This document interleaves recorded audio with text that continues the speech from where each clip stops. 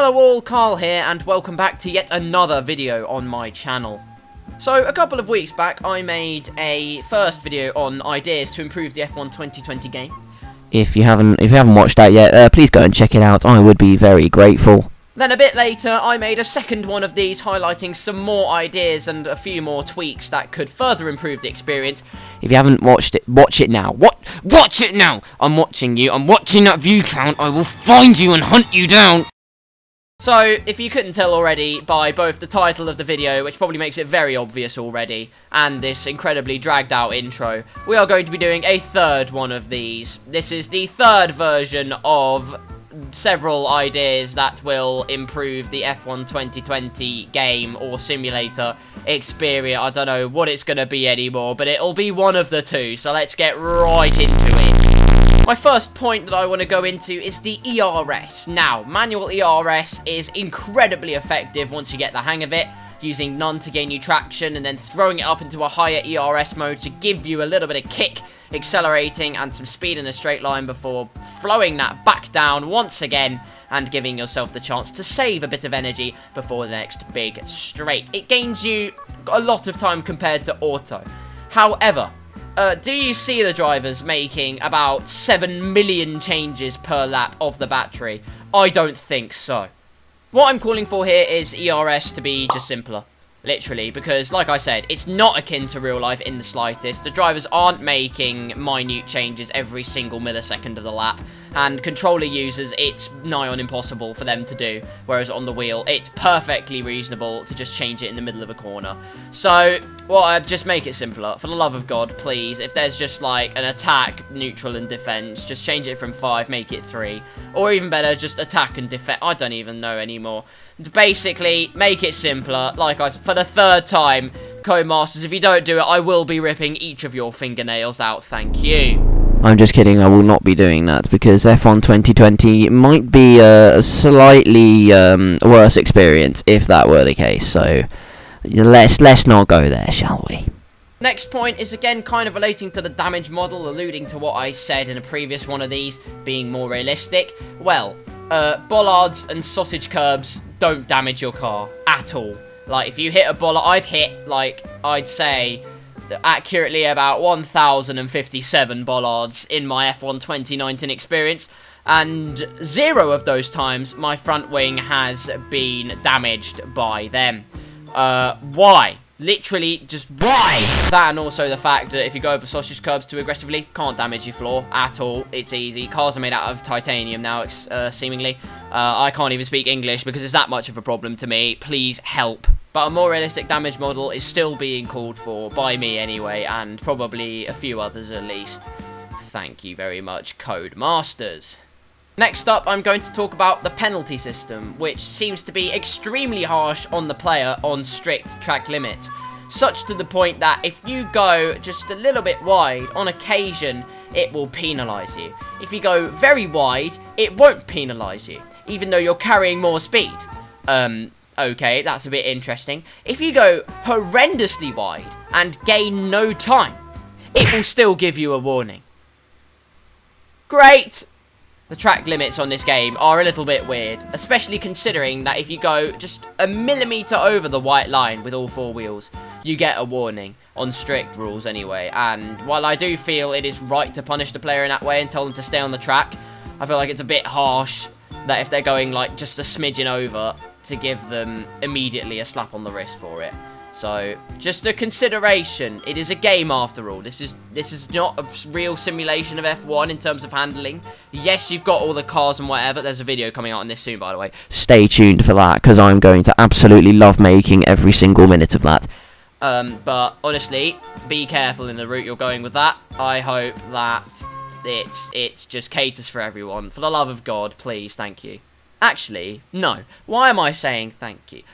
Your thank you, slap that across your face. Because the AI can seemingly get away with murder on this game and not get a penalty for it. For anything they do on you anyway. They can kill seagulls on the track deliberately and not get a penalty. Maybe just a warning. Like, honestly, I can picture it now and it gives me severe conniptions.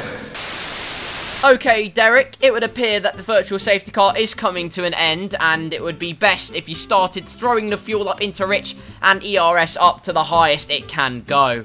Will do, Jeff, right away, no problem. However, I can't help but noticing that Roman Baguette Grosjean is right behind me, and I could have sworn he was 5 seconds behind me before this whole period started. Yeah, of course, mate, we're looking into that. We're seeing what the stewards will say about it. No worries, Muffin, just let me know what the verdict is on their end, thank you very much. So we've heard back from the stewards, and we think you're going to be thrilled with this next piece of news. Oh, very saucy. Well, what's the good bit of news for me then, matey boy? He didn't get a penalty. We also can confirm the stewards have slapped you with a 10-second penalty for apparently exceeding track limits on lap 2. Well, do you know what? You can tell them to take their lap 2 and shove it the Jeff, hold up, did you see that? Antonio Giovinazzi has caught up 30 seconds towards me in the pit lane. I could have sworn he didn't slow down for the pit lane speed limiter. Yes, Derek, we can confirm that Giovinazzi was doing 168 miles an hour into the pit lane. However, he hasn't got a penalty. The f***? Oh my god! Good grief! Jeff, I just had the biggest crash of my 3-race career. What on earth happened there? No worries, we acknowledge that one of the Toro Rosso... Oh, sorry. Alpha Tauri cars has hit you off the track. We think it was Fiat. Well, I guess you could say he torpedoed us off the track there. That wasn't funny.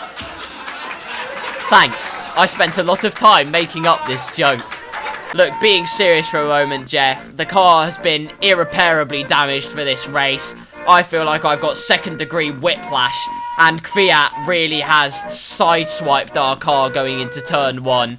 So, surely, a penalty is in order. We've just heard back from the stewards, mate, and Fiat has been slapped with a stop-and-go penalty. Are you serious? Oh my god, the day is here. I have done 3 races without getting a single penalty on the AI's name, and it is finally done. I can now die happy and in peace. JK, lol, not got a penalty. Oh, what do you think I am? Sake, are you joking? Next up, the curbs. Oh, the curbs. Or as Fiat more aptly named them a couple of years ago, the trampolines. I don't think there's much more to say for this one. Some curbs just repel you off into a different dimension. Others, when you try and grip it slightly, it spins the car out into Narnia. And if you go all the way over, it's fine. Car skates over it. If you miss the curb, it's fine. If you just touch it, though, gone. Instantly. Death. Bang. So please change that, because it's not realistic. And some of the curb heights are ridiculous. I've driven around Spa more times than I can count in the F1 2019 game. And it's easy to tell when a track hasn't been laser scanned, because, oh my god, the curbs are ridiculous. La Source is pretty much a flat curb. And in the game, for some reason, it is Death's favourite curb. Like, why? What is the point?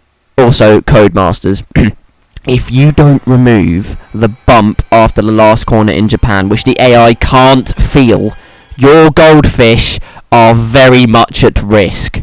Locking brakes has no effect, basically, other than slightly warming up the brakes and the tyre. Whereas in real life, you get a flat spot, you have to worry about vibrations and suspension being all weird and wobbly. So, make that a thing, please. I don't really have much more to say on that one. It's been a problem for me for a few years now, because you can get away with it so lightly, whereas that would not be the case at all in real life.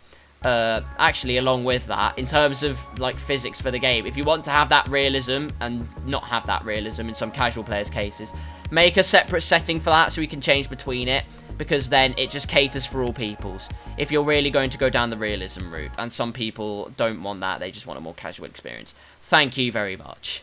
So, with my provisional gratitude and all-time high, the final thing that I want to see at F1 2020 for this video anyway, because there might be one more, is dedicated multiplayer servers.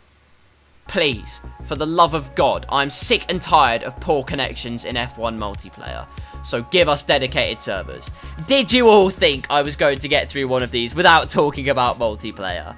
Don't even answer that question, because you knew the answer would always be no.